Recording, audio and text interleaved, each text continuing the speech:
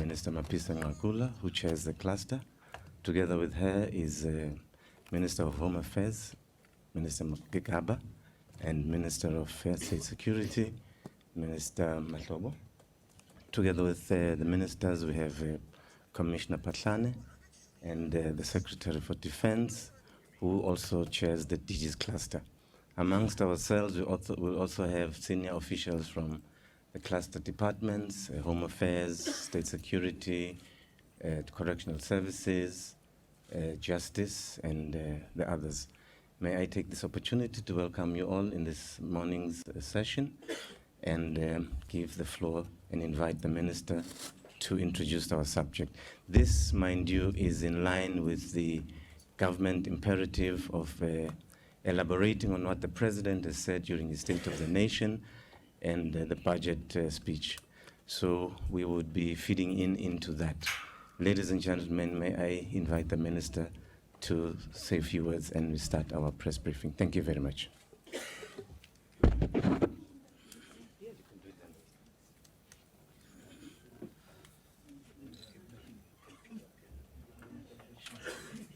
Cape Town, can you pick up the Minister when she's sitting? You can? Okay, thank you. Yes, we can. We can be able to see the Minister. Thank you very much.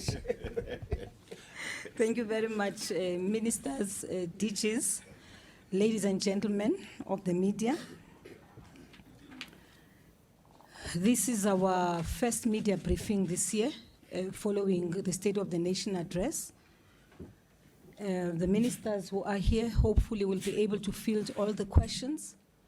As you can see, the two ministers who are not here with us is the Minister of Justice, who unfortunately is on sick leave, and the Minister of Police.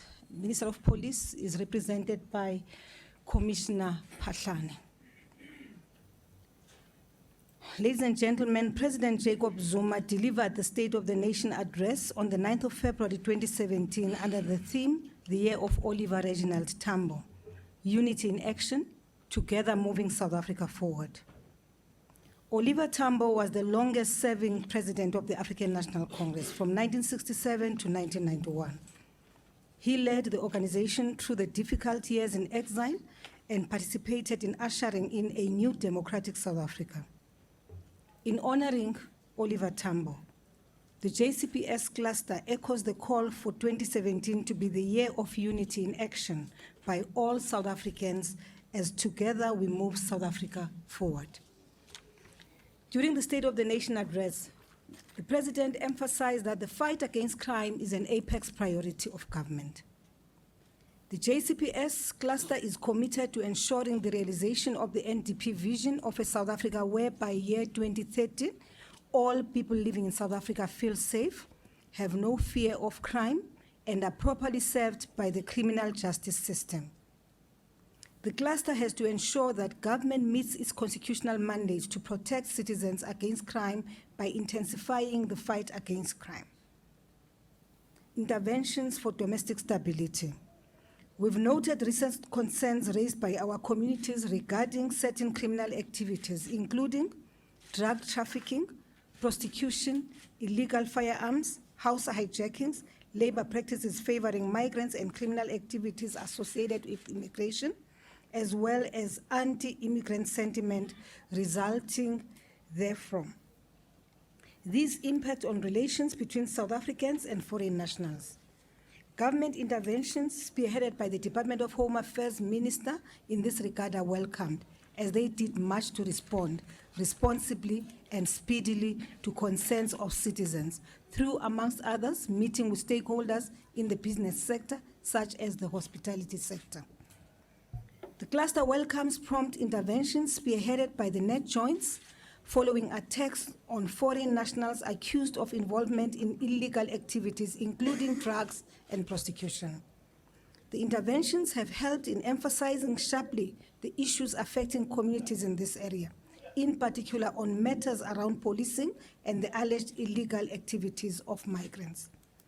In this regard, joint business inspections were carried out with 56 business premises inspected, resulting in 7 employers charged for employing undocumented migrants, and 147 undocumented migrants were arrested.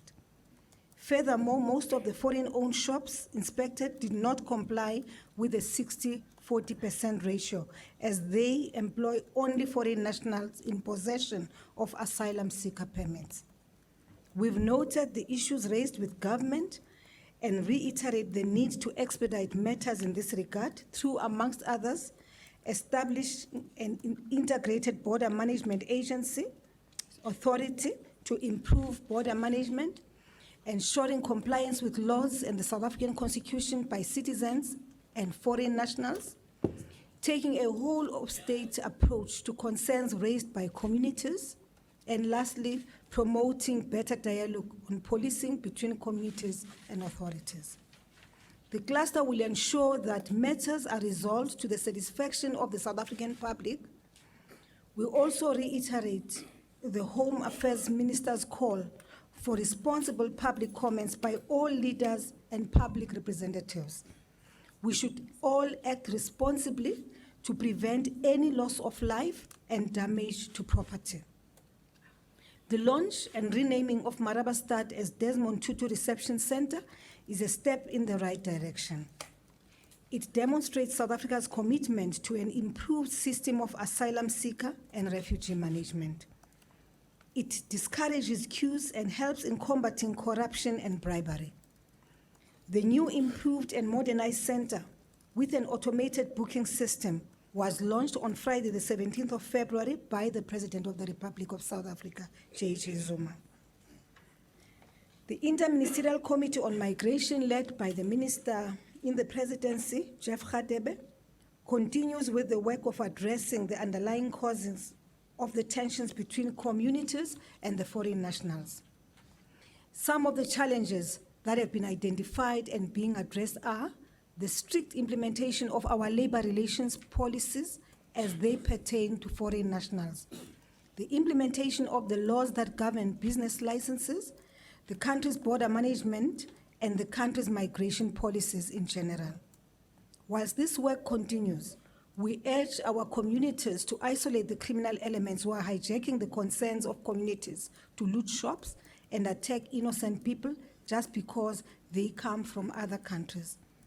Anyone who feels that their rights are being infringed upon should report to their nearest police station.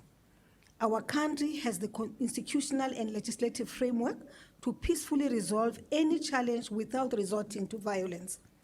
We want to assure all people in our country that the law enforcement agencies are monitoring the situation on the ground closely. A situation where people take the law into their own hands or incite others to commit violence will not be allowed to continue. Fighting crime. During his State of the Nation address, the President reflected on the crime situation in the Soshanguve area.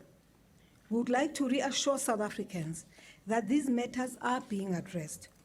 Multidisciplinary operations and deployments concentrating on hotspots not only in Soshanguve, but in all station areas bordering Soshanguve are being intensified. A special team of detectives which deal with these cases has been reinforced. We call on all sectors of the Soshanguve community to work closely with law enforcement agencies in the fight against crime in that community. Progress in relation to these crime-fighting operations will be provided at the next briefing of the cluster. We've noted that South Africa's recently released Victims of Crime survey and are currently working with all key stakeholders and specialists to respond to it responsibly to some of its assertions. We remain committed to instilling public confidence in the police and the entire criminal justice value chain at all times, especially amongst victims of crime. According to the statistical data, overall crime in South Africa has decreased between 2015 and 2016, with 2.1 million crimes reported in the 12 months measured. Although still concerning, this overall improvement comes on the back of the implementation of an effective crime combating strategy, which includes actions to reduce conduct crimes.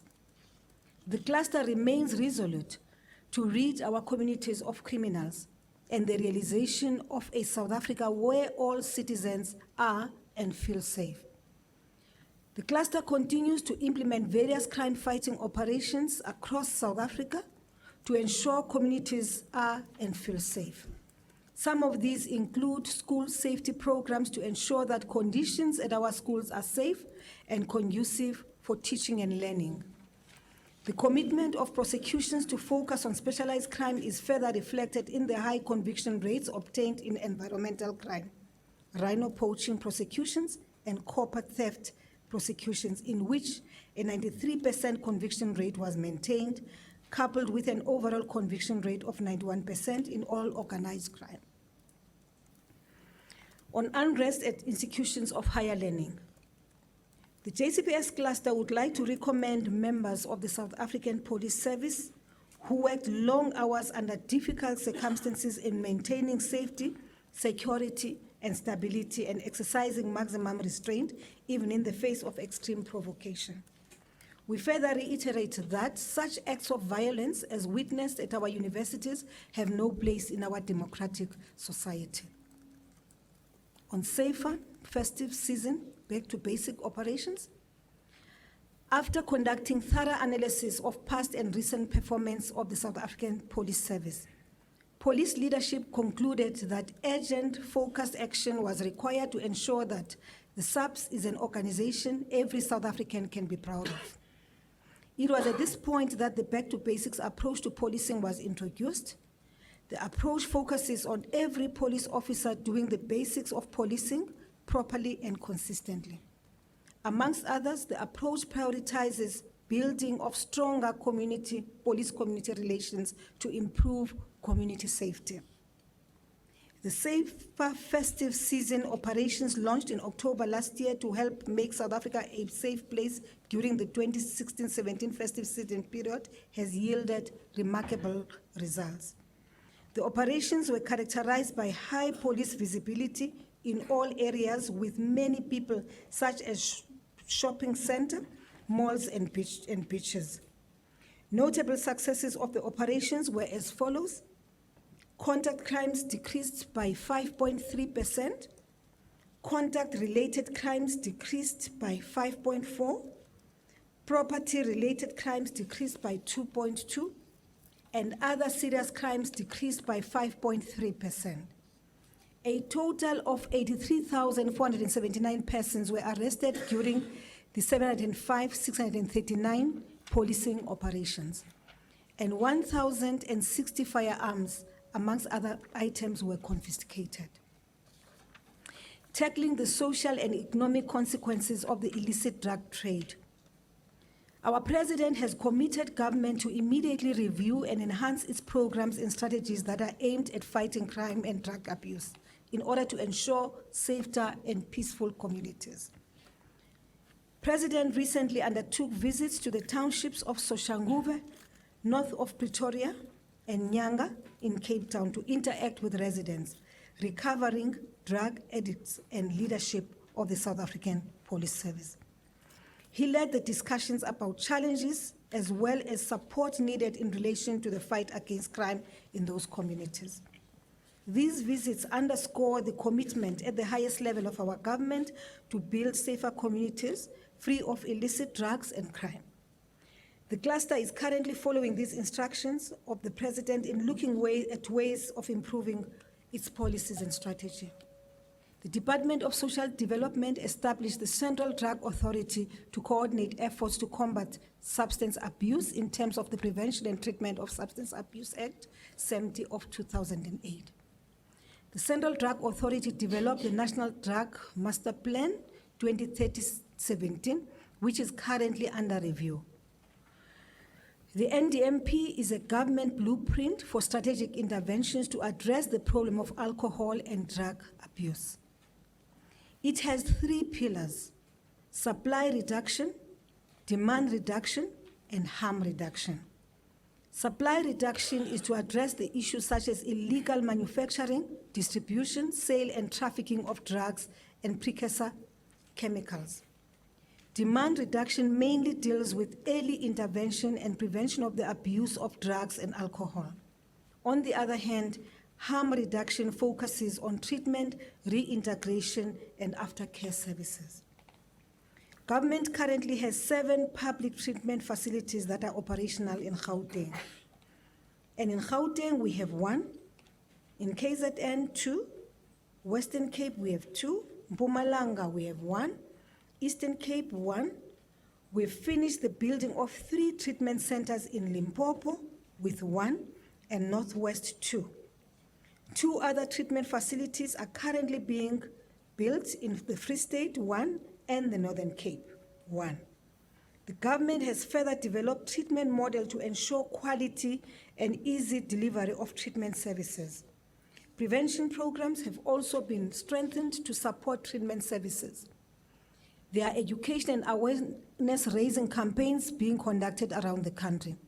These campaigns are targeting students, learners, and out-of-school children and youth, women, adults, and the general public. These include Kimoja Education and Awareness Campaign, International Day Against Drug Abuse and Illicit Trafficking, Institutions of Higher Learning Campaign, and Festive Season Campaign. On violence against women and children, government continues to roll out designated victim-friendly facilities to ensure that victims of interpersonal violence, such as sexual offenses, domestic violence, and others are handled with due sensitivity. These designated victim-friendly facilities are located at 1,034 sites around the country, including at police stations, airports, and railway stations. Recently, the Minister of Social Development launched a disability enhancements tool for the 24-hour gender-based violence command center. There are currently 55 Tutuzela care centers across the country. The condition rate of cases stemming from TCC for up to a year to the end of August 2016 was 72%, which is 719 of the 1,102 cases finalized. The TCCs are working closely with sexual offenses courts in providing victim support services to make the court experiences less traumatizing, informative, and responsive. Between August 2013 and November 2016, 51 out of a target of 57 courts around the country have been upgraded into sexual offenses courts and are fully operational. The National Prosecuting Authority performed exactly during the reporting period 18 April 2016 to December 2016 by achieving a remarkable 72% conviction rate in sexual offenses cases and obtaining 3,681 convictions.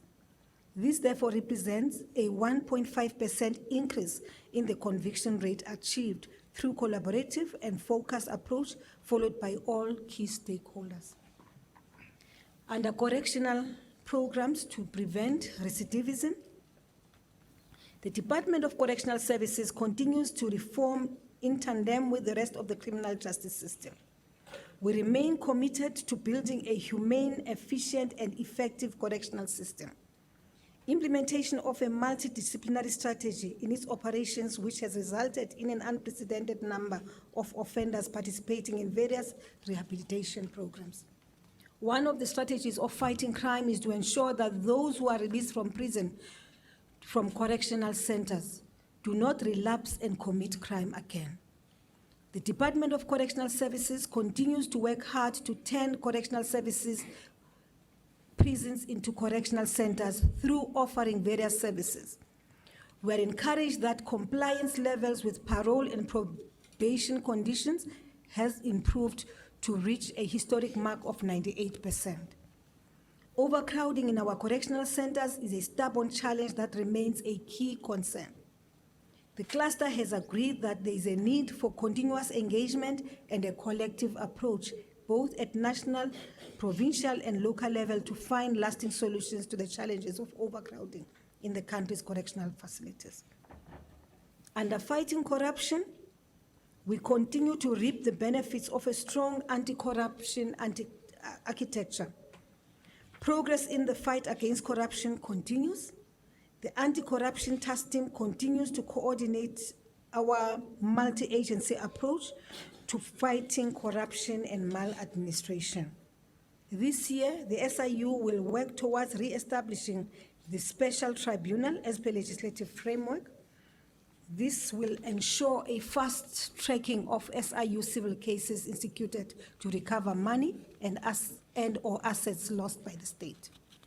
Under borderline management, as part of our cluster's priorities, the SANDF continues to be involved in the government national security strategy as the imperative for security as well as the fight against crime and corruption. The SANDF continues to play a pivotal role in safeguarding South Africa's borders.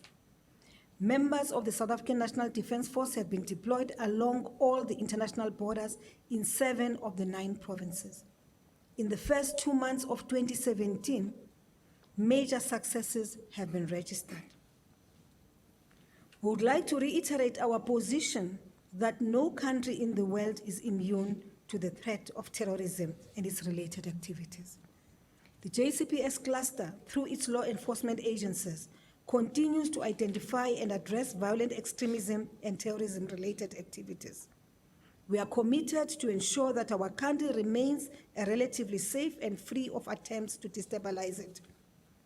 Joint operations of all intelligence community structures will continue, as well as the sharing of information critical to countering any threat that is identified. Conclusion: the task of accelerating radical economic transformation is intrinsically linked to that of ensuring that our people continue to live in conditions of safety and security.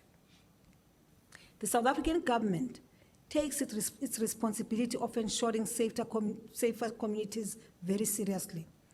The plans that have been outlined during the State of the Nation address for intervention in the socio-economic conditions of our people will assist us in addressing some of the underlying causes of insecurity. The cluster has outlined various policy interventions in response to developing trends and causes of insecurity in our society. Recent events where our people have at times taken to the streets have necessitated a real look into the functioning, structuring, and capacity of our criminal justice system. The National Crime Prevention Strategy adopted in 1996 requires a review to address new challenges that confront the criminal justice system.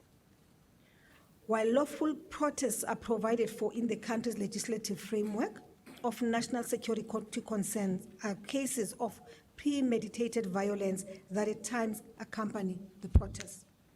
The incidents of the Marikana tragedy, the violence and torching of schools that erupted in Vuwani, and the damage to institutions of higher learning have overstretched the criminal justice system, and we have to plan better for these kinds of incidents.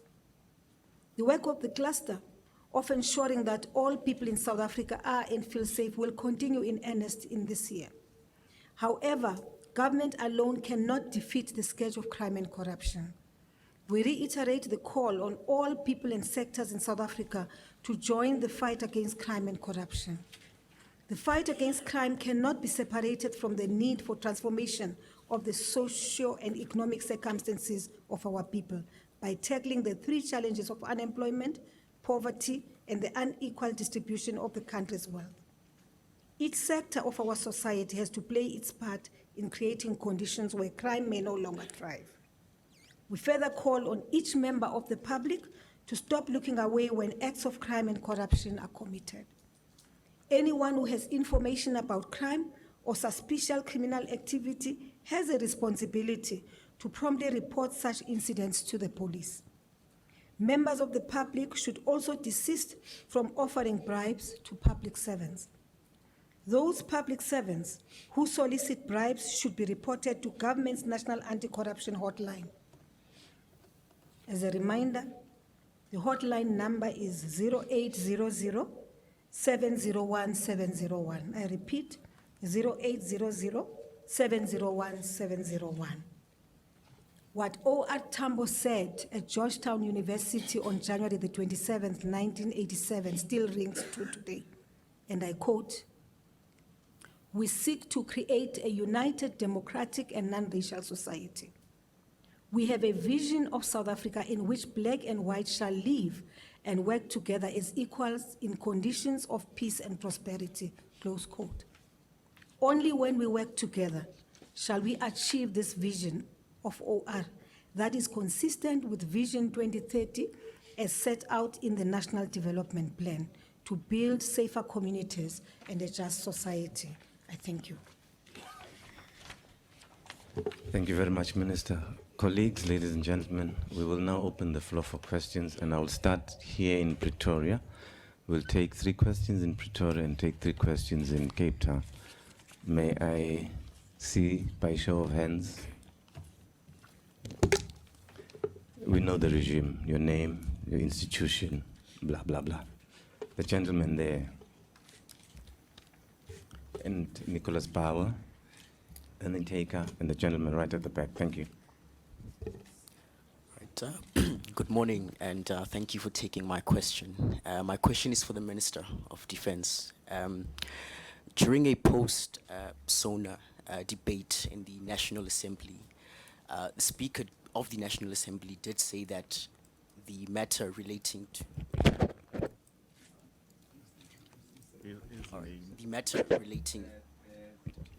Chief. All right, the matter, sorry. Sorry, your name and number.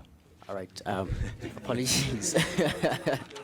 It's Bonolo from the New Age newspaper. All right, thanks again. I'll start again.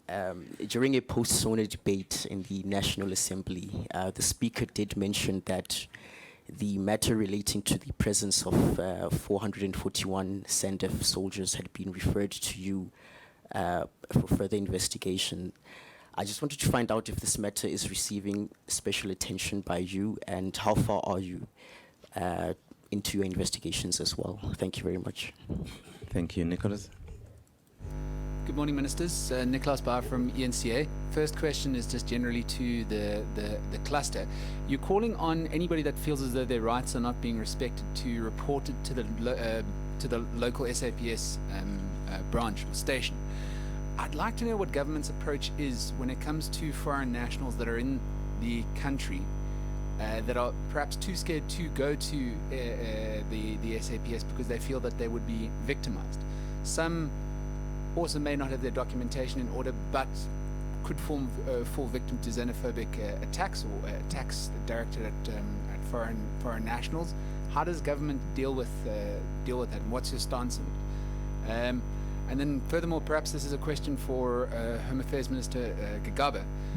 Your response to local government's approach to foreign migrants and violence associated with xenophobia, particularly Herman Mashaba, the Johannesburg mayor's approach to this. Let's the end. Good morning, Ministers. Sipho Sturman from SABC TV News. This is directed probably Home Affairs. Just a bit of clarity on around the 7 employers that have been charged. Just when was this inspection undertaken, and exactly what areas? And is this something we're going to be seeing a lot more going forward, or was it just an immediate response to what has been happening? And just to add on to that, do you think then the fact that businesses have been caught with employing undocumented migrants, does that give a bit of credibility to the cries of locals that foreign nationals are taking jobs? And also, a second question relates to the deployment of SANDF members. You mentioned that, just talk to us about how many have you deployed to monitor the borders, and you mentioned that between January and February there have been major successes that have been registered. What are these successes? Thank you. Thank you very much. Cape Town? Yes, we have questions in Cape Town. Shoot. Good morning. I'd rather ask, not shoot. Hi, it's Marianne Merton from Daily Maverick.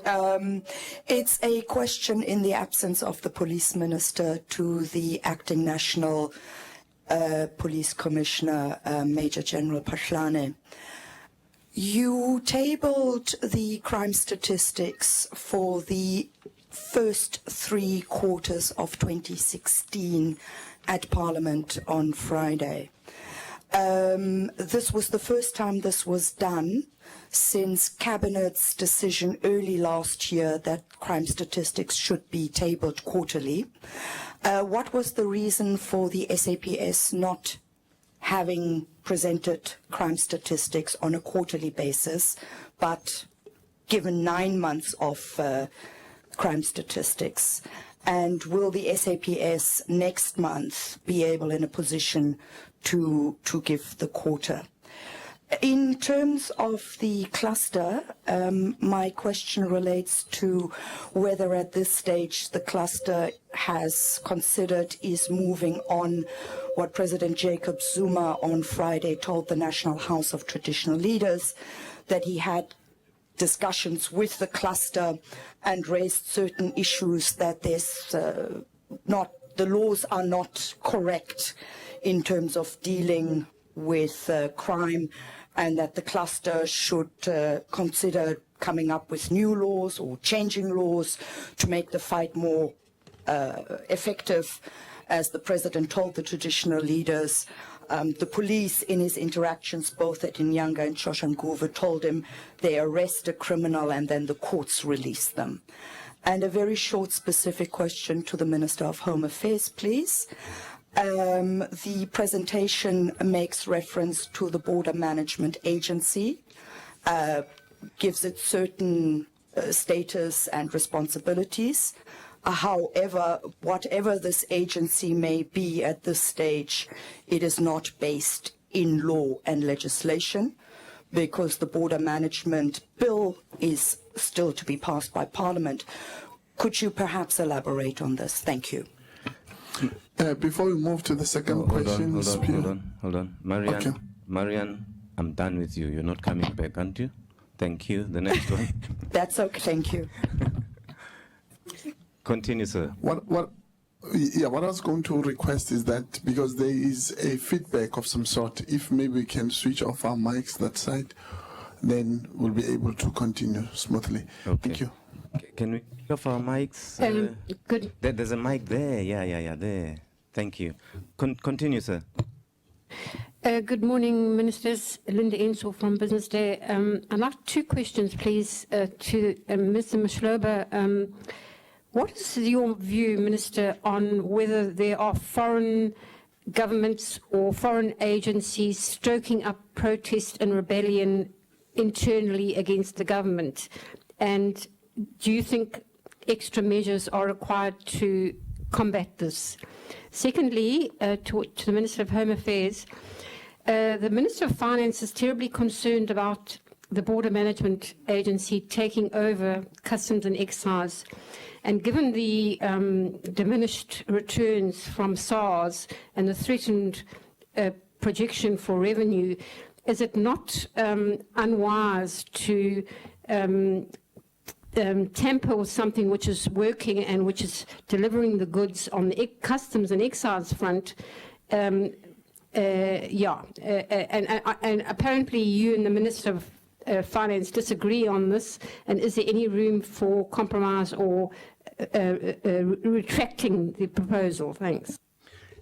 Spiro, that will be all for now. Okay, I'll ask the last speaker to please indicate her name and the institution she comes from. Oh, yes. My apologies. Linda Ensor, Business Day. Thanks. Thank you very much. May I hand over to Minister Defense, the chairperson? Thank you very much, ladies and gentlemen from the media. The entire team is here to respond to your questions and your comments. Bonolo, on the deployment of the members of the Defence Force to Sona, maybe we should shelve. I could easily give you an answer, but I think we should shelve it for now. I'll tell you why. There are parties which have taken us to court, or which have taken the Speaker and the chairperson of the National Council of Provinces to court on this matter. And I suspect that the South African National Defence Force is amongst the respondents. Safe to say that we have made an undertaking to the presiding officers that we will provide them with a full report of the numbers of people we had on the ground in Cape Town on the day. As you are aware that the statement which had come out was that we would have 441, yes, members of the SANDF on the ground. You'll recall that in 2015, when there was a similar controversy about numbers from the SANDF, we actually gave a full breakdown of who was on the ground in Cape Town and what they were doing for deployments around SONA. So if you allow me, rather we give that answer through the presiding officers of Parliament, so that through Parliament we can then respond to the questions raised by South Africans. The next question on the South African National Defence Force is the deployment on the borderline. Currently, we've deployed 15 companies out of 22 companies on the borderline. Of course, the question is why 15 out of 22?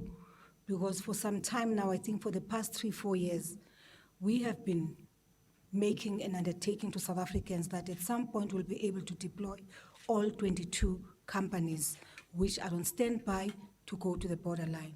But unfortunately, due to budget constraints, we've currently deployed 15. But of course, you'll also recall that for some time that we had deployed 13 companies, and until 2015-16, we then increased the numbers with 2 more companies. What are the successes? Obviously, the South African National Defence Force does not work on its own. We are responsible simply for border line management, border control. It's the responsibility of the Department of Home Affairs. But remember, we are a multidisciplinary, we have a multidisciplinary approach to border management. So you have the police on the border, who will then give you statistics, amongst others, about some of the successes which we are referring to.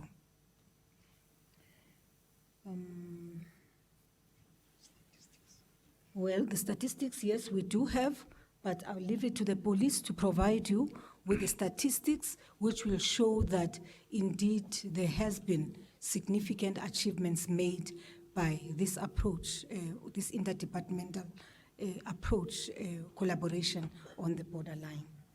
I think those are the 2 matters raised in relation to the South African National Defence Force, and I leave the Minister of Home Affairs, State Security, and the Commissioner of Police to respond to the rest of the questions. Thanks. Thank you. Thank you very much, ladies and gentlemen, for the questions, and thank you, Honorable Minister Mapisa-Nqakula, for the leadership and the responses to the questions that have been asked thus far. Nicholas, should anybody be scared to go to the local police stations? There are councillors in communities, there are ward committees in communities, there are different immigrants organizations such as the Africa Diaspora Forum and others, where people can direct their concerns and complaints, and those will be attended to. We have had instances where, when these are raised, we respond timeously, first to check the validity of the report and to act, should it be established that there is proof that the complaint being raised is valid. Obviously, we take the view that undocumented immigrants, though they are in South Africa in breach of South Africa's immigration laws, they remain human beings and will be treated in terms of our human rights ethos. That is why we have the Lindela Repatriation Center. We have offered a permanent office to the Human Rights Commission, the South African Human Rights Commission. There are judges of the Constitutional Court who conduct annual inspections and produce reports to the department and other institutions, and we've made the Lindela repatriation facility open to other institutions, including the media, should they wish to inspect it and report on any transgressions which may be taking place. And so, if you are undocumented in South Africa, we are duty bound by law to repatriate you.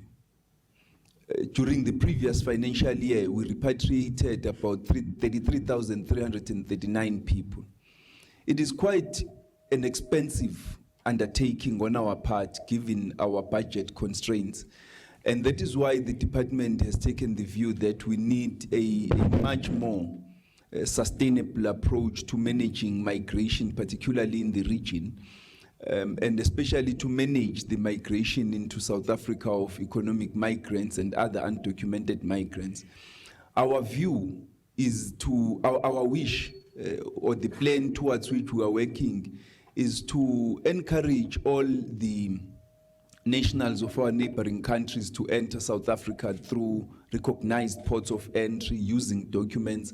And for that to happen, we need the collaboration of our neighboring countries. And that's why over the past 12 plus months, we've been engaging very rigorously with our neighbors in a proactive program to encourage them to document their nationals so that we can encourage them to enter South Africa through ports of entry as regular immigrants. But nobody in South Africa has a right, and that's why, if I may couple this with the question you were asking about pronouncements by certain leaders at local governments and elsewhere. That's why we've been cautioning. I think I am on record persistently warning, and even the statement today does reiterate this, the government's caution to all leaders in the country to be restrained in terms of their public pronouncements, so that you do not, by your pronouncements as a leader, encourage mob vigilantism and encourage any actions which may result to loss of life and destruction of property. At the end of the day, and you will notice that even the government statement refers to undocumented immigrants rather than illegal immigrants, because the moment you define somebody as illegal, the moment you make a sweeping statement that all immigrants bring crime to South Africa and all immigrants in a particular city have turned that city into a jungle, you are unwittingly encouraging vigilantism, and you are reducing human beings into animals, and therefore justifying any sort of unconstitutional and unhuman rights action which may be taken against those individuals or those groups of persons on the basis that you've defined them as animals who have turned your city into a jungle. The other issue that is important to raise in this regard is that when people make these sweeping statements, they are directing them at African immigrants. And that is grossly unfortunate. Because South Africa is, after all, first and foremost, an African country located in Africa. And therefore, it makes sense that the most immigration challenges that we should face, because of the political stability and the economic strength of our country, should emanate from the African continent. It couldn't be from any other region in the world. It has to be from the African continent. And therefore, to castigate African nationals by calling them animals, turning South African cities into jungles, as if they alone are bringing crime in South Africa, and those from Europe, the Americas, are not bringing crime, and to castigate immigrants as bringing crime to start with. We shouldn't associate crime with immigrants. We should take the view, which has been taken by the cluster, and our statement makes that firm statement that crime is crime. It doesn't matter who commits it. Crime is not better when committed by a South African and only worse when committed by an immigrant. That's why the concerns that have been raised by communities have been taken to heart. We've appreciated the statements by the people of Rosettenville, who clearly said to us that their actions were not xenophobic. They were addressing themselves to criminal areas, and they pointed us to those 6 houses. And there are police in the area that are undertaking actions in those areas to ensure that we can prevent any proliferation of crime in those areas. And there are other activities that we are undertaking that are addressing themselves to the issues and concerns that have been raised by South African communities. Now, I think that brings me then to the question raised by Sipho. The inspections that you were asking about have been undertaken in Tshwane, in Johannesburg. In actual fact, we have been to business premises. We've raided 2 spa outlets, retail outlets. We've raided a hotel. We've raided panel beating shops, garages. We've raided shops and businesses owned by foreign nationals. We've raided a number of institutions where we have undertaken these activities across the country. They are going to continue. You must remember that even prior to the flare-up of anxiety in the country and fear, the department had issued a statement through me that we were going to meet with various businesses to discuss with them the employment of South Africans and compliance with South African laws. We met with the restaurants, the hospitality sector. I had a meeting which was scheduled with the construction companies this week, but it's being rescheduled because of urgent commitments that have come up. We have convened a meeting with business organizations, including BUSA, the Black Business Council, and others to discuss these issues, the farmers unions and others, to discuss these issues with them, because we want compliance with South African laws. This is going to be an ongoing program. We've gone to the cluster and requested support. The operations which have been undertaken thus far have been undertaken with the support of the cluster as a whole, as we have said, resulting in 56 businesses raided, 147 people arrested, most of them for being in possession, for not being in possession of documents. Others are drug-related arrests. 7 managers are going to be charged. And you see, it then helps if it is government that is leading these interventions, because it places us at a position where we can charge the managers for contravening South African laws. Because if individuals take initiative on their own, the victims become even documented immigrants who have a right to work, but they become working class immigrants who themselves are being exploited as much as the South Africans who are being unemployed in those business undertakings. And so if and when we take the action ourselves, we charge the managers for contravening South African laws, we ensure the reversal of their recruitment practices, and ensure that South Africans do get the jobs. We do want to see South Africans employed. Even companies, businesses owned by foreign nationals, by immigrants in South Africa, must ensure compliance with South African law by employing majority South Africans in those businesses. And we are going to continue with these activities to ensure that compliance.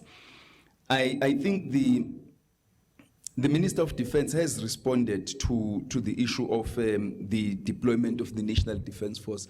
I need to emphasize that the reason why the National Defense Force is at the present moment employed to manage our borderline is because the border management agency authority has not yet been established.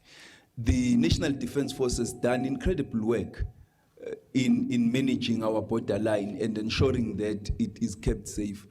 We all suffer from resources constraints. So there are areas around the country which are leaking, such as near Ingwavuma and at the borders with some of our most immediate neighboring states, where there are leakages.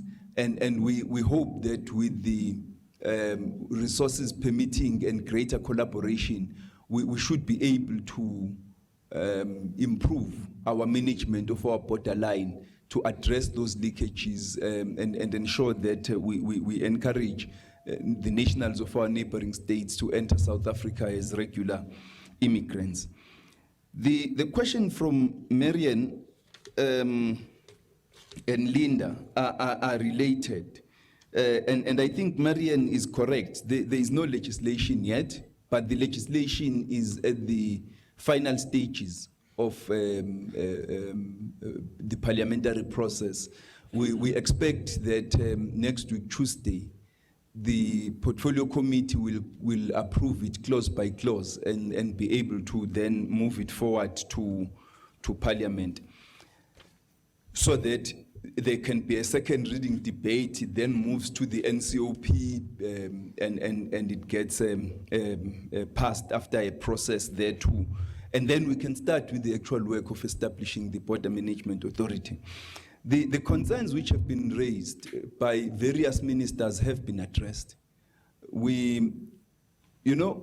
Sometimes it does help not to take a one-sided view on an issue, to consider all views and therefore either ask a balanced question or make a balanced statement, because sometimes in the questions asked, you may read the bias of the person asking the question. If you read the Border Management Authority Bill, which is before Parliament, it states clearly that all revenue collection will go to the National Revenue Fund. It doesn't come to Home Affairs, it doesn't come to the Border Management Authority. The bill itself says so. It goes to the National Revenue Fund. Now, if you look at the customs function and excise function at the ports of entry, by the time a truck or a good arrives at our port of entry, 90% of the time, the payment would have been made through EFT to the National Revenue Fund. So the money will already be in possession of the South African Revenue Service. So it would not even reach the port of entry. Then we have inserted a clause in the bill which ensures that even the remaining 10%, as soon as it is collected, should it be collected at a port of entry, it will go straight into the National Revenue Fund. There's absolutely nothing that goes into the BMA, absolutely nothing that goes to Home Affairs. And so the concerns which are being raised have been addressed and attended to. Now, even with regard to the physical personnel, you take the customs function, you split it into three at ports of entry. There are those that deal with inspections, there are those that deal with enforcement, and there are those that deal with revenue collection. Those that deal with revenue collection are not at the port of entry, and that's the majority of your customs officers. Those who are at the ports of entry are the ones that deal with enforcement and inspections. And we have also made a commitment as the department that there will be a memorandum of understanding with the National Treasury and SARS to ensure that the SARS is also represented in some form to ensure full compliance with the collection of the 10% remaining revenue at the ports of entry. The people who deal with inspections and enforcement at the ports of entry also constitute a minority, an overwhelming minority of the people who are part of customs. And therefore, in our view, the concern about revenue collection has been completely addressed to the best satisfaction of both the National Treasury and SARS. There has been a process led by the Deputy President as directed by Cabinet, which arrived at this conclusion. And fortunately, the Department of Home Affairs had already anticipated these concerns and inserted in the amendments to the BMA bill these changes which address the concerns about revenue collection. So it would seem to me that there is no more room for compromise required, because all compromise that was necessary in this regard has been made. Thank you. Thanks, Chair, and to the other ministers and the DGs that are here, and to the colleagues from the media. Well, on the question that Marianne has asked about President's call to us, I think the statement is very clear. One of the things that has happened is that this government of the ANC, we always try to know how our communities live. When the President visited Inyanga Township, his experience of interacting with communities and the challenges that our communities are making a plea to government, that government, can you create conditions that in our own communities, at our own homes, at work, at school, we should be able to feel free. And then the discussion with also the law enforcement agencies, including the one that was done here in Swane, in Soshanguve. It will be reasonable that after 22 years of democracy, and after 22 years when the Constitution was enacted into law, we review what works, and we also review what doesn't work, and is very normal. Therefore, the instruction has been given to us as a security cluster to say, building on the experiences of our own people on the ground, but also building on the experiences of the people who do their work on a daily basis, what are the frustrations? Because in as much as we could see that the fight against crime and corruption, a lot has been done, but the experience on a daily basis of our people on the ground and our ability to ensure successful prosecutions are a challenge. Therefore, we need to strengthen certain laws, and it should be able to be done so that at least criminals, they will know that crime doesn't pay. And we have been given a very short period to say, let's look at that. And I don't think there's anything abnormal. And it's very important that that particular process must be supported to review legislation. Well, on the question that was asked by Linda from Business Day, well, it's not a question we're answering for the first time. I don't know how should we answer it without creating headlines or sensationalization. I saw even an article this morning, Chair, that the ANC on its papers is talking about these issues. And someone says there is no evidence. Probably what do we seek to achieve? It's very simple. If you look at the world today, the world has a number of challenges. And the world, in as much as South Africa, we believe in terms of our foreign policy that there will be peace and friendship. Countries, in one way or the other, they are competing.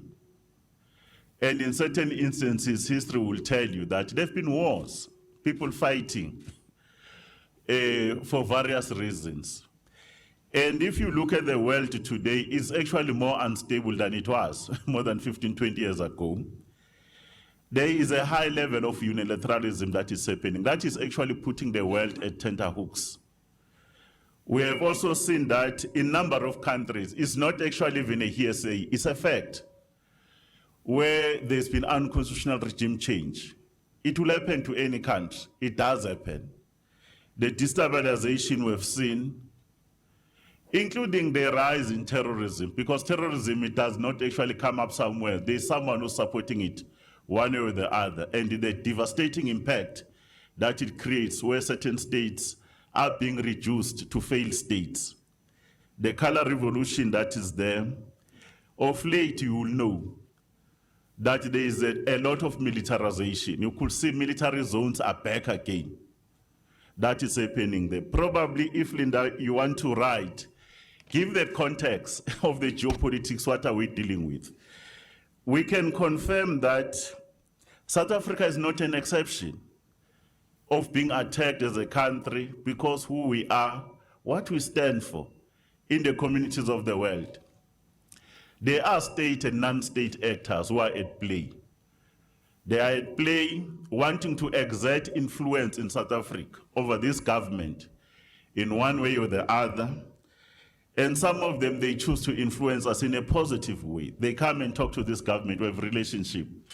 Others, they will do it in a clandestine way to actually undermine us as a country. Remember, we're a sovereign state. We don't need a call from another country what to do with our own country. We actually have a territorial integrity. That's why we are here as a security cluster to these states. And all the time when they do these things, it's either they are being pushed by national interest, if it is state actors, but there are those who are actually pushed in a capital system or because of issues of economy. There is too much economic wars that are happening where a country can knock down a country on the basis that is being taken on issues around the economy. While others, they will actually push to influence a country on the basis of their national security, because national security is very important for any country. And these individuals, they will actually work in various countries, which is normal. For it to succeed, you will have people who are going to collaborate, either wittingly or unwittingly. And our duty as a state is to assist those South Africans to say, don't think that the world looks straight like you do, so that we increase our civic education and awareness. And we talk about these things. What will you always do if you want to influence a country, especially unconstitutional regime change? You will choose issues, and you will choose organizations and individuals to do certain things. That's why we've been very key that an issue like education, a very important issue we've chosen, because it resonates with all of us. Some elements uses it to actually undermine this state. Not that the issues that are raised by young people are not important, but they're using it. An issue around unemployment, an important issue that we must deal with as a state, is a weakness that we're dealing with in terms of our economy not responding and other issues. We can be able to use that. But for it to succeed, you must also be able to get people that are going to collaborate. Unfortunately, there are certain people in the media. You can use the media. It is an important instrument that you can win the hearts and mind of individuals. Whoever controls the media has an advantage to control what goes out. At times, you know, some of you who are working in the industry, you will know, sometimes there's too many, you know, when there's called freedom of the press, there's even actually the freedom just to write, where your story can be checked, kicked out. It's scared to be used. And you will look that they will even choose prominent individuals. They will come in and say, no, want to help you because of my own socio-economic conditions. It's happening. And in South Africa, we're not going to be apologetic not to raise it. The fact of the matter that in the geopolitics of the world, we have chosen to be friends with other people who have been friends for us. In certain quarters, it threatens their own national interest. Therefore, we become to be at the center of a focus. But probably, Linda, if you have time, we need to discuss it. I hope when the ANC releases this document, say, Comrade Chair, they will participate. But don't expect us to go around and say who does what. But we'll say, look at this thing. The color revolution. Have you ever seen how many NGOs that are here at home? And most of them, they don't want even to disclose their funding. You have an issue. There's nothing wrong about NGOs. There's NPOs here, they're doing an important work. But those ones that you know that they are funding certain things to happen, where some of the people are abusing even our own system in terms of the judiciary, you run to the court to deal with the political matter because you wanted to undermine a decision that must be made by a particular strike. It takes different forms. Therefore, in South Africa, we're on record, we're not an exception. Color revolution is happening. Attempts to do unconstitutional regime change are happening like it has happened in the north of Africa, continue to happen in the Middle East and other parts of the globe. That will be the response that I think, Comrade Chair, we should be able to give. But let's not write in a manner that we try to sensationalize, to say, where is evidence? We know who does what. We will not say things that we don't know. Our duty is just to put counterintelligence measures so that people can be able to continue to be able to do their socio-economic activities without any disruption. That's why we are having security services and intelligence services. We do that work quietly so, and at the end of the day, the country proceeds, because South Africa should never, and it will never be a failed state because of an influence either by state actors or non-state actors. Our duty is to defend our sovereignty and integrity. Thank you. Thank you, Commissioner. Thanks, Minister. The one question that CPOS raised was around the successes. Minister, I'm not going to break down the figures because the figures that we would have presented as part of the crime statistics will not only be resembling an effort of the South African Police Service. It's an effort of the cluster where when the Defence Force execute their mandate of supporting the police, they would have made a contribution, particularly around the borders, in as far as recovering stolen vehicles, confiscating weapons that will be coming in or out of the country, the illegal ones, in respect of drugs, arrests, in respect of undocumented persons, and so on. Just the question that Marianne raised on the crime statistics. The crime statistics are available the first month following the end of the quarter. It is so that we were unable to release in the first 2 quarters immediately at the end of the quarter because of the process that we have in place. First, once we have done our consolidation, we table the crime statistics before Cabinet, following which we table before the Portfolio Committee on Police, which is the point at which we go public. But availability, they are available. I'm not going to say to you that we are going to release the statistics next month. The financial year will be ending the 31st of this month. We will also be working together with Stats SA in the verification and the auditing of the statistics in preparation for our annual report. So at an opportune moment, we will present the statistics. Thanks, Minister. Thank you very much, Ministers and the Commissioner and DG. I will have the last round because I believe, and this is an assumption, yeah? I believe the ministers have dealt with all the questions elaborately. However, I need to, as the Minister of Home Affairs says, a freedom of speech does not need to be curtailed. I shall not do that. But this is the last round. I'm sorry, Spio. Ma'am?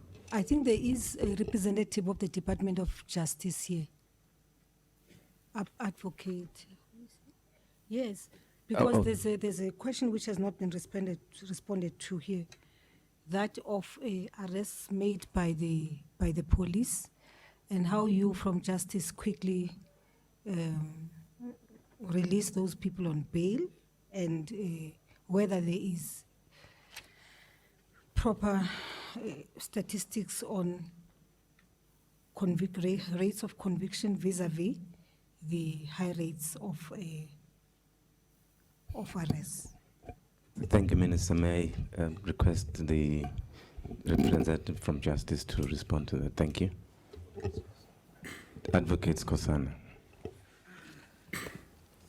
Thank you, Minister, and all guests here. Minister Mahloba answered the question partly, in the sense that the call by the President to review the legislation applicable in the criminal security cluster also relates to the bail legislation. Minister Masuta was not here today. He had basically initiated a process which will look into how we strengthen our bail laws, because we also operate on a system that is basically inherited from the old legislation. And as ministers have said, there are new developments which basically require review of how the system works, and this basically will entail more work that must be done to that. What I can basically mention quickly around the bail legislation is that, one, there are very limited grounds today under which bail is granted, and basically if somebody is able to prove that they'll attend court, they'll not skip bail, they'll not interfere with the witnesses, the court are easily persuaded to release them on bail. But there are other matters that must be looked into, like issues of the state security, issues of the sovereignty of the state, issues of the community, issues of the victims affected by the crime, etc. Are matters that must come into bail, and all those were never included into the legislation as it currently stands. And the comprehensive review will look under those aspects to make sure that bail is not only a mechanical process of showing whether we can pay, etc., but take all holistic view around that, around those issues. The minister is engaging with the Chief Justice and the judiciary, who are critical role players in that space, so that as we do so, we do not interfere the judicial independence, but we provide an effective and efficient legal framework under which all South Africans and everybody in South Africa is protected by the law. And those also deals with the issues the NPS represented here around the issue of the conviction rates, etc. One issue which have come up, which will be part of that review, is that the conviction rate must also be looked in the context of what gets reported to the police. What happened to various cases that get reported but are not processed through the value chain up the logical end of the trial, etc. So the review of the legislation, including the strategies which the minister alluded to in the statement, that there's a need to review the National Crime Prevention Strategy, because it was drafted in 1996, and there are many things which have evolved, and I think that process will take shape when we look into legislation and also into those kind of measures. There's one process which was also announced by our minister, the need to create a new criminal justice strategy, so that all the law enforcement and departments of the cluster look into what are the weaknesses around the criminal value chain and put systems and resources in place to address those measures, etc. But as I've said, the ministers have covered much of that question. It's only emphasis that we wanted to give from the justice perspective. Thank you, ministers. Thank you very much. The last round, colleagues, Nicholas and Sipo, is it? Thank you. Cape Town? Yes, we have 3 follow-up questions. Hold on. 3 Okay. follow-up questions. Okay, 3 follow-up questions. Nicholas? Yes. Shoot. Thank you. I'll try and keep it very brief. Minister Mahlobo, perhaps you could respond to what intelligence services are doing to counter false narratives on social media. There's various Twitter accounts, there's various social media profiles on Facebook and elsewhere, that seem to be promoting a certain narrative. And I understand there's, in any society there's a battle of ideas, but it's been proved in many cases that these accounts are fake and are being used by various organizations and otherwise. So what means does the intelligence services in South Africa have to act against that? And then perhaps for Acting Commissioner Patlani or anybody in the security cluster that could answer, the grants issue there's still no clear plan as to how grants will be paid come the 1st of April. I understand that's not an issue you guys deal with, but one of the plans that has been touted is cash payments, which could offer a myriad of problems in terms of trying to keep grant beneficiaries safe and ensure that tsotsis don't rob them. Is the security cluster ready and able to deal with that? Should that option have to be taken by the Social Development Department? Thank you. Nicholas, may I just request that we shouldn't conflate issues? But it is a security cluster matter, though. Nicholas, let us not conflate issues. You had an opportunity to speak to the Minister of Social Development earlier. Let us not conflate issues. It's a security matter, though. It's fine. I'm just raising it as I a understand, point. but it's a security matter. I agree with you, but let's not conflate issues. Sipo? Good day again. Just to Acting National Police Commissioner or anyone else able to respond to this, do you think perhaps there was a failure in policing regarding the issues that the communities in Tshwane and Rosettenville have raised around crimes that they believe are associated with foreign nationals, that is prostitution and drug dealing? Has there really been an effort to zone into those areas? And certainly you don't have to go far away. Just driving after 10 p.m. here in Pretoria, so you do see some sex workers working there. Not necessarily that is driven by foreign nationals, but what efforts are you doing to deal with those issues that the communities are taking up themselves because they feel police are doing nothing? So can you assure the communities that you are doing something around these issues? Thank you, Sipo. Cape Town? Yes, please. I'll take Marianne first, Linda and Paul, if I'm not mistaken, in that order. On my request, Chair, please ask Marianne to be short. Very, very short. Very short, unlike some other colleagues. The first question to the JCPS Acting Commissioner: did I understand you correctly, because of the processes you've implemented, i.e. the tabling before Cabinet, the police is unable to release the quarterly crime statistics as per Cabinet instruction? To Minister Mashlobo, sorry about that. Minister Mashlobo, you mentioned you have a time frame for the review of legislation. Could you perhaps be a little bit more specific? And then to Advocate Skosana, I'm afraid you completely confused me by bringing up a review of the bail legislation, because we already have stringent bail legislation. So, for example, bail is not easily granted under Schedule 5 and Schedule 6 offences, which include murder, which include rape, etc., etc. Perhaps you could assist me in just clarifying this. Thank you. Well done. Okay, the next one will be Linda. Thanks. Good morning. Linda Inso from Business Day. Minister Gagaba, I wonder if you could just clarify whether there have been any convictions of managers for illegal employment of migrants, and what law that takes place under and what the penalties are. Thank you. Ladies and gentlemen. That will be all from... So continue, sir. Continue. I was just saying that will be all from Cape Town Speaker. Thank you. Thank you very much. Ladies and gentlemen, that's the last round. I hope you appreciate that. Minister, Chair, thank you. Thank you very much, Chair. I'm facilitator. The Minister of State Security will take the questions relevant to him. However, there is a matter which was raised here which relates to pensions, payout of pensions, and I heard Spio appealing to Nicholas not to conflate issues. But truth of the matter, indeed, it is a security matter. But what makes me happy, and I think which has made all of us very happy, is the reassurance we have received from the Minister of Social Development that come the 1st of April, all people who receive social grants from the state will receive their money. And my appeal to the media is that that's the narrative we should send out to South Africans.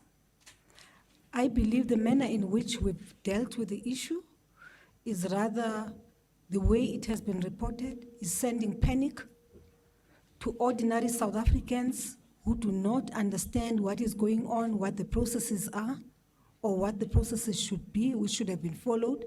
South Africans who don't even have a clue, for instance, of what constitutional court ruling was made 2 years ago. And I believe that it is the manner in which we are reporting which is now causing a state of panic. In fact, the responsibility of the media and the responsibility of all South Africans who understand what is happening and who have the ability to interpret some of the statements which have been made by the Minister of Social Development should be to send the correct message to South Africans. And that is, whatever agreement is reached between social development and National Treasury or any other entity for that matter, right? Come the 1st of April, South Africans will receive their money. And I think that's because for those of us who are associated with families who are dependent on the social grants, the reports which have been coming out from the media are causing panic, and it's unnecessary panic, because even though you and I may not have an idea of what these agreements are which have been reached between the minister and whoever else, but the message, the reassurance which has been given to all of us is that come the 1st of April, government will make sure that money is paid to those who are recipients of these grants. In fact, our view as a social, as a department, as a security cluster is that it doesn't matter what it takes. It doesn't matter what it takes, but the state will have to make sure that how is the responsibility of the state to deal with that. Our responsibility is to give these social grants to our people. How it is done is another matter, because now the focus of the media is on which company or which bank, whether the Post Bank or the current company will be the one which will give out these grants come the 1st of April. South Africans are not concerned about that. I'm talking about people who are the recipients, not talking about you and I. I'm talking about ordinary people. What they want is to receive their grants come the 1st of April. And if we've been assured that they will receive these grants, there will be no instability in the country as a result of our inability to discharge this function. I think we should welcome that, and that's the message we should spread. Let us focus on the positive narrative which is coming out of this whole thing. The rest of the issues, you've heard that Cabinet will be interacting with the Minister of Social Development on Wednesday.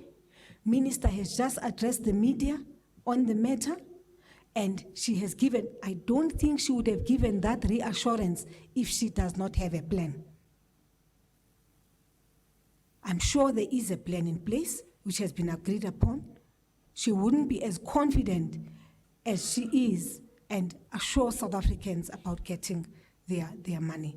I think that for me, I'm just appealing to all of us to play our part and be responsible in the manner in which we report these matters and not cause panic amongst people who are dependent on this money. You and I have salaries, better salaries than what they get, and you and I are assured that we'll get our monies from the banks, but by spreading, by continuously reporting that there isn't a solution imminent, we are creating an impression that our people will not get their money on the 1st of April. And I'm saying it doesn't matter what it takes.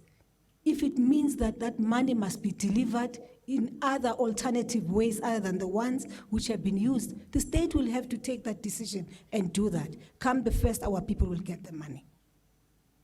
Thank you. No, thanks, Comrade Chair. I think, Nicholas, on the question that Minister of Defense was responding to, I think we should also be able to give the as-is from a security point of view. Remember that the Social Development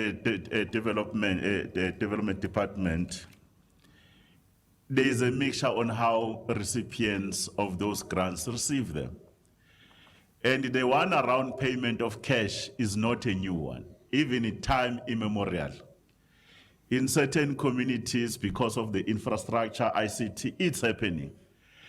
And those of us who are coming from those communities, we know the role that get to be played by the security cluster, especially the police. You go there, those elderly citizens in queues, the condition in which our security services that they provide, that no one actually interferes with them.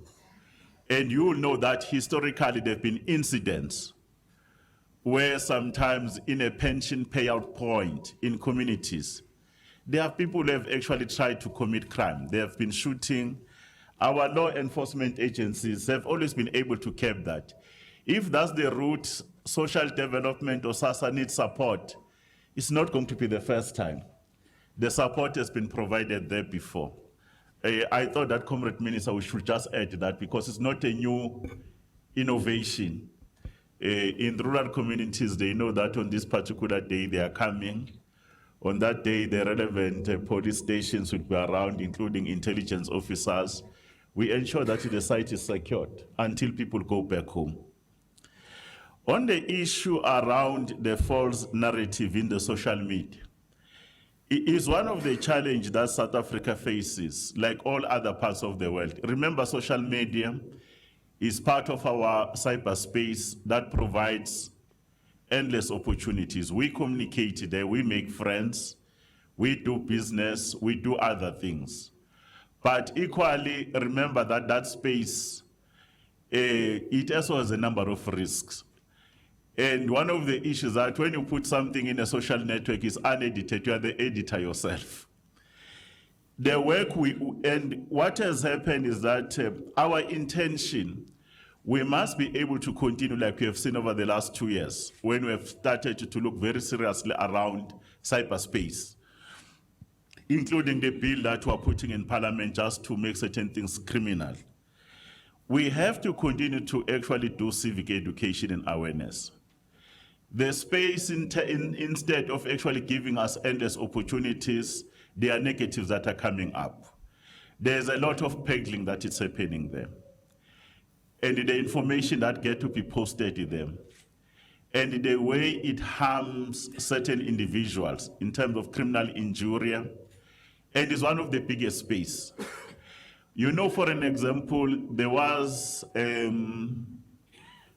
something that was circulating. A person purported to be from Nigeria, saying, no, let's come together, we're going to show them, these South Africans. And the manner of how people are irresponsible, how they use the site, they started to circulate it. It became a biggest issue, it caused a lot of panic. We did our investigation, we discovered it was a hoax. We even know where the voice is coming from. It's not even a Nigerian national, but as you'll respect, Nicholas, we can't give you those details, those who operate. But that's why Minister of Home Affairs all the time when he was communicating on our behalf, running, they say, no, this is a hoax.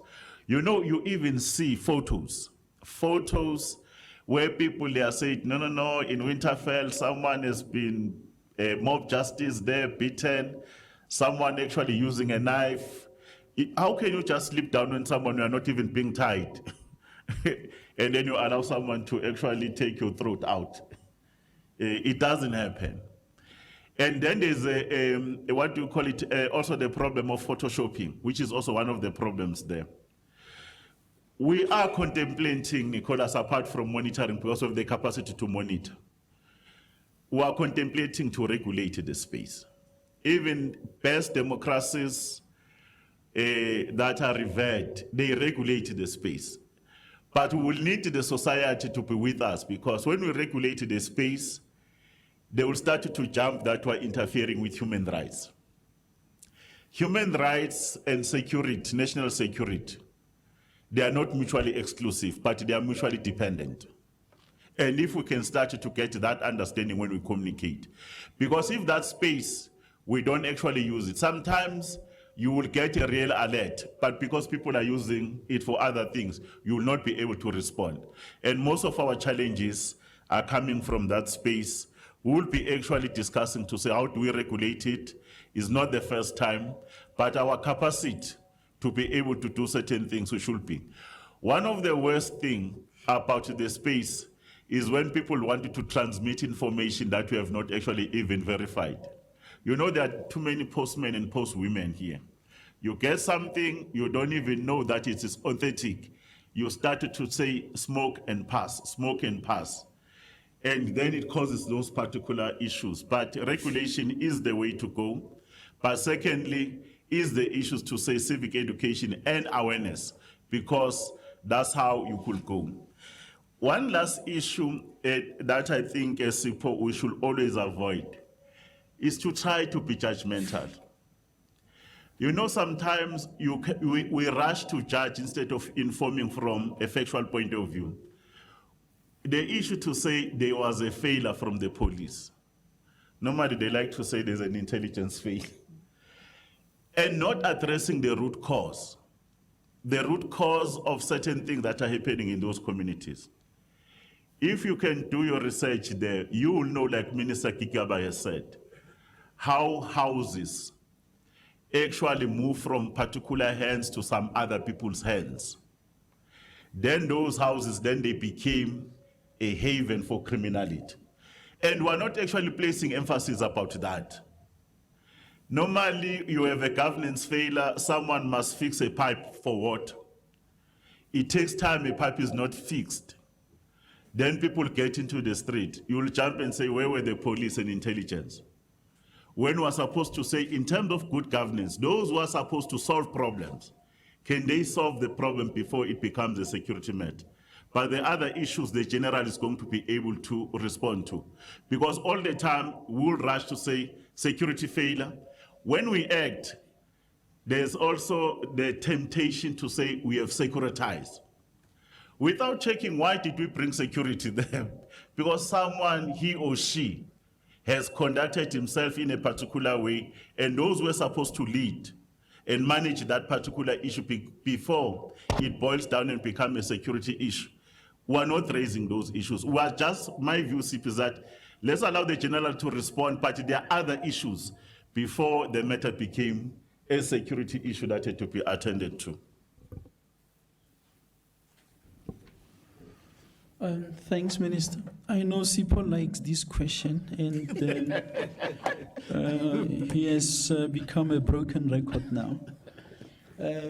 We have responded adequately to this matter, Minister, especially when we dealt with the challenges we were faced with, Rosettenville, Attridgeville, Pretoria West, and Mamelodi. And we have made an undertaking that we are intensifying policing operations in those areas. We have also called for people, not with rumors, with concrete information on those police officers who are alleged to be working together with those that are breaking the law, so that we can take action against any such people. We also, on Friday, when we released the crime statistics, we would have made visible the number of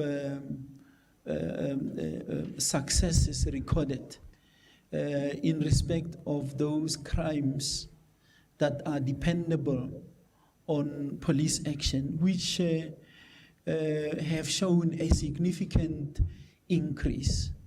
We are not, as the South African Police Service, going to be judgmental. Driving past a person somewhere in Pretoria's street just because that person is wearing a miniskirt and say, we are arresting you. There are laws in our country, and they must be respected by all. In respect of Marianne's question, Marianne, you may have not captured me correctly. I said the crime statistics are available at the end of a quarter, the first month at the end of the quarter.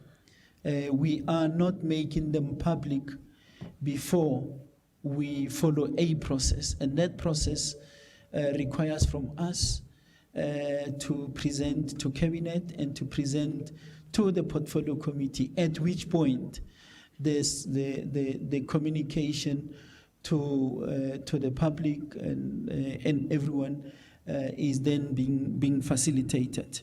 But the stats are available at the end of the quarter, and even on whether it's on a weekly, bi-weekly, monthly, for operational purposes. So if we were not to have communicated the stats in a month following the end of the quarter, it will not hamper police response. At an opportune moment, once we have went through the processes, we will communicate to the public. And I think, Minister, the question of the grants has been covered.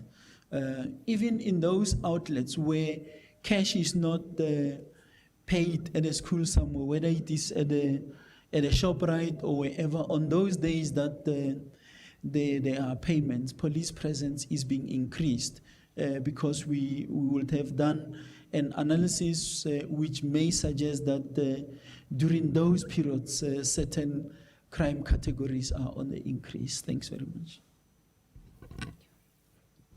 Yes, thank you.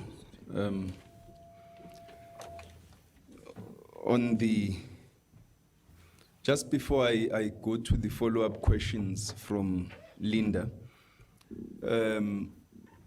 I think the recent questions that were asked, especially with regard to the steps we are taking to deal with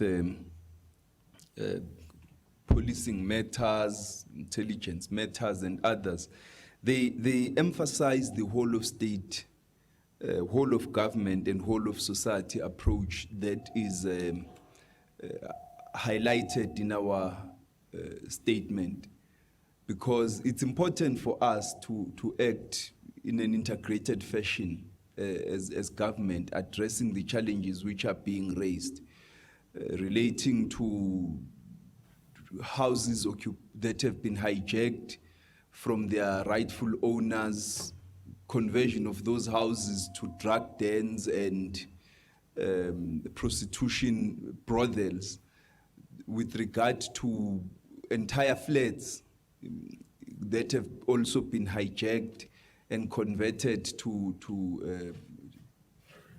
crime dens, and a whole range of other challenges that we are facing, including the challenges of the employment of non-South Africans in South African businesses.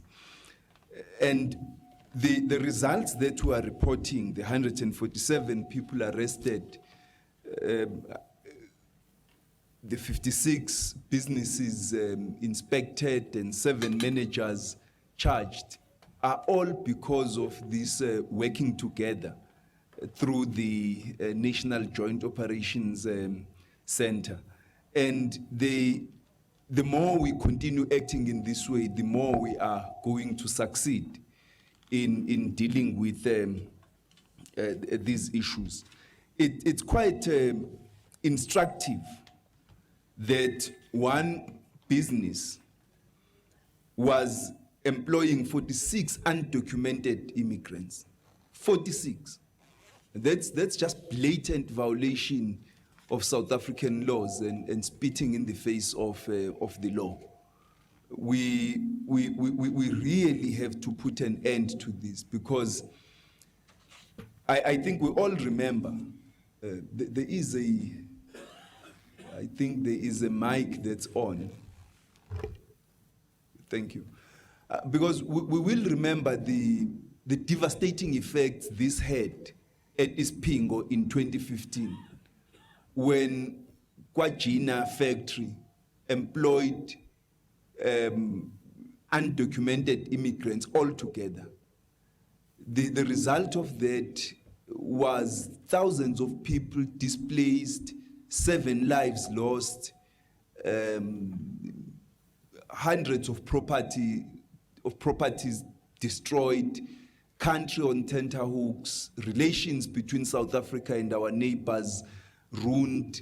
We had to go to SADC, the president had to go to SADC and the African Union to explain what had happened in South Africa. I think it is important for all of us, particularly businesses, to understand that these laws have been promulgated after careful thought and in a balanced way.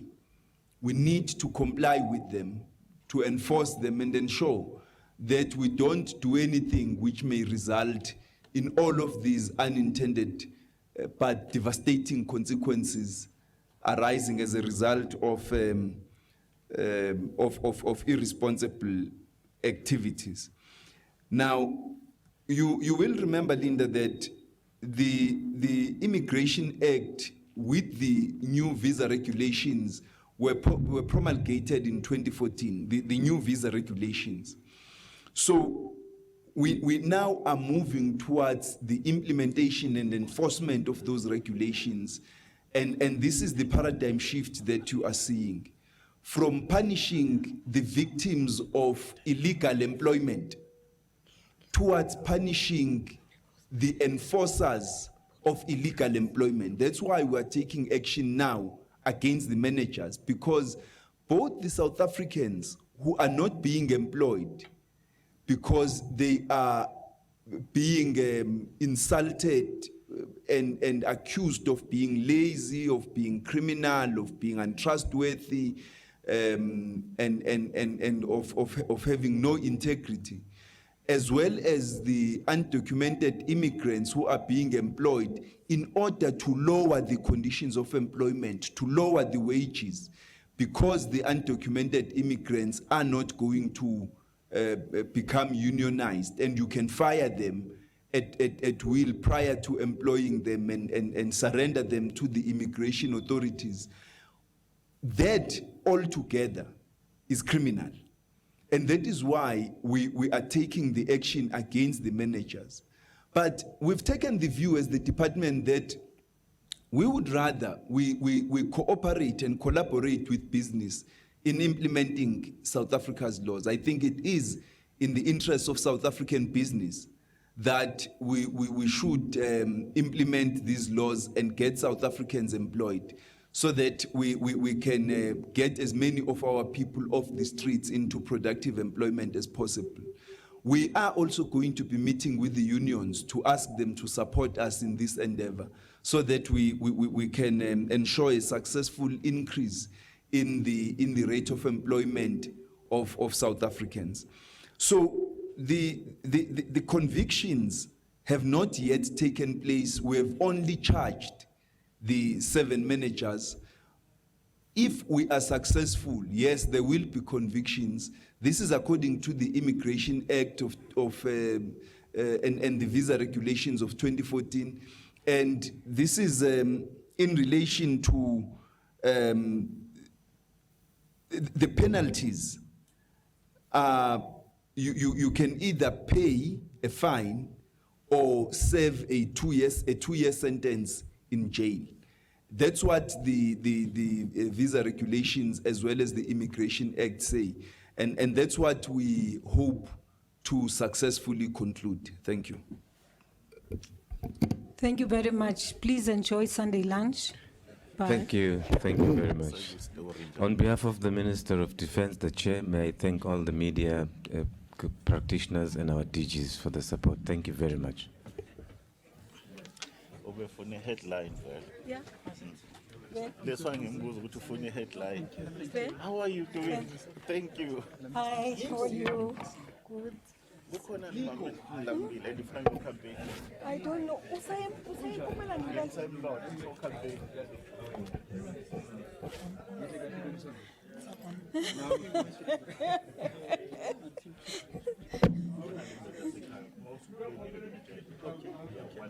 Thank you, Sipho. Thank you, Sipho. All right, good. Thank you.